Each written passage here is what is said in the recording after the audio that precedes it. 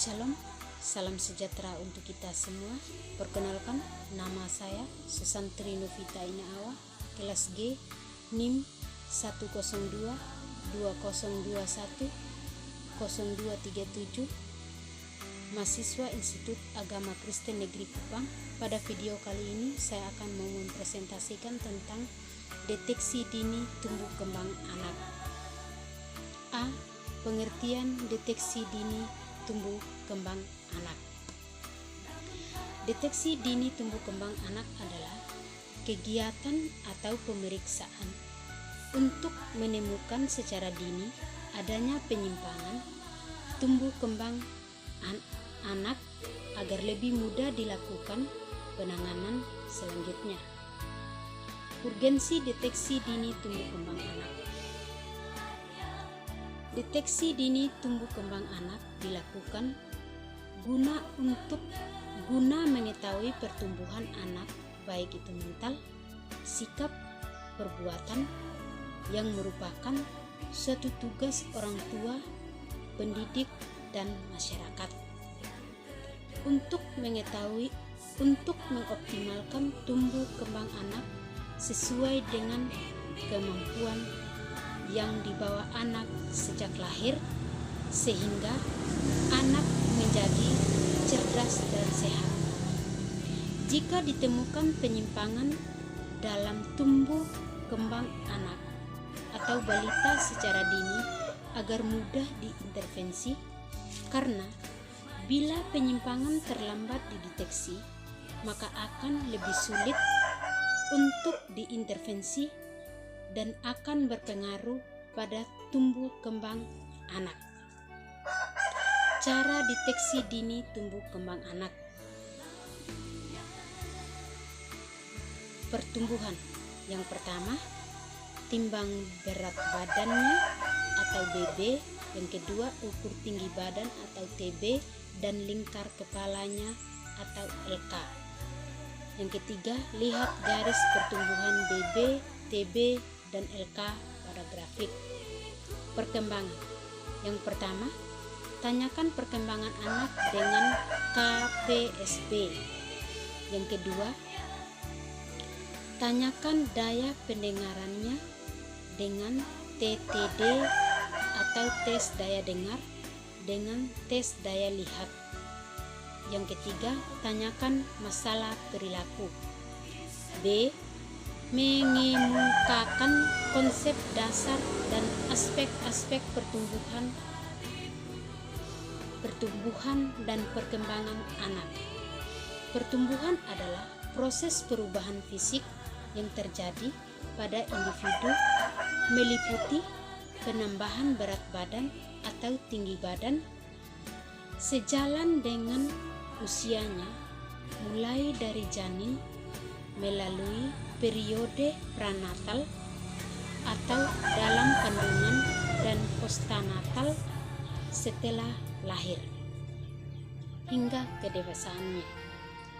Perkembangan adalah perubahan pada aspek fisik maupun psikis secara perilaku berupa kemampuan yang berlangsung secara sistematis atau berurutan progresif dan berkesinambungan yang mana bersifat tetap dan tidak dapat diputar atau diulang kembali, meliputi emosi, sosial, kemampuan, dan keterampilan.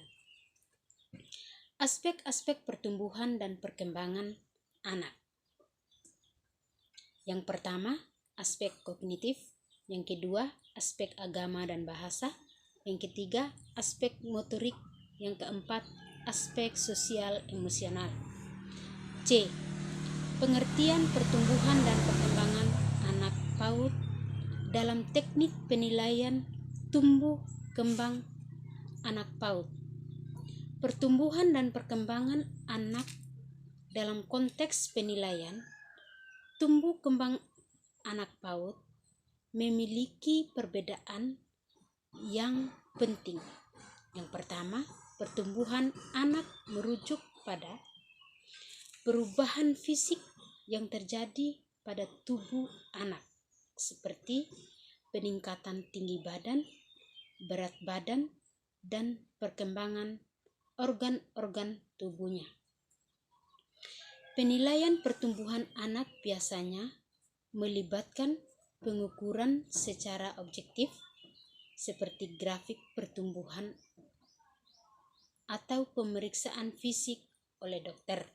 Yang kedua, perkembangan anak merujuk pada kemajuan dalam berbagai aspek. Dalam berbagai aspek kognitif, emosional, dan sosial, dan motorik anak. Ini mencakup kemampuan anak untuk berbicara, memahami konsep, berinteraksi dengan orang lain, dan mengendalikan gerakan tubuhnya. Penilaian perkembangan anak biasanya melibatkan observasi langsung oleh pendidik atau orang tua serta penggunaan alat penilaian seperti skala perkembangan anak. Dua teori yang umum digunakan untuk menjelaskan pertumbuhan dan perkembangan anak dalam konteks penilaian tumbuh kembang anak PAUD, antara lain yang pertama, teori Piaget tentang perkembangan kognitif. Menurut Piaget, anak mengalami serangkaian tahap perkembangan. Mengalami tahap perkembangan kognitif yang berbeda seperti tahap sensori motor, pra-operasional, konkret operasional, dan formal operasional. Penilaian pertumbuhan dan perkembangan anak PAUD berdasarkan teori Piaget dapat menyoroti kemampuan kognitif anak dalam memahami dunia sekitarnya dan berinteraksi dengan objek serta orang lain. Yang kedua, teori Erik Erikson tentang perkembangan psikososial. Erik Erikson mengemukakan bahwa anak mengalami serangkaian konflik psikososial yang harus dipecahkan pada setiap tahap perkembangan. Misalnya, pada prasekolah, anak mengalami konflik antara otonomi atau malu dan keraguan.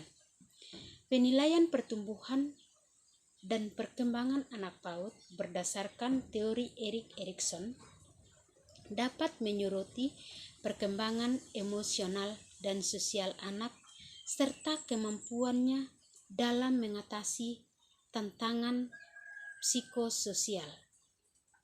Mungkin ini saja yang saya sampaikan. Sekian dan terima kasih. Shalom.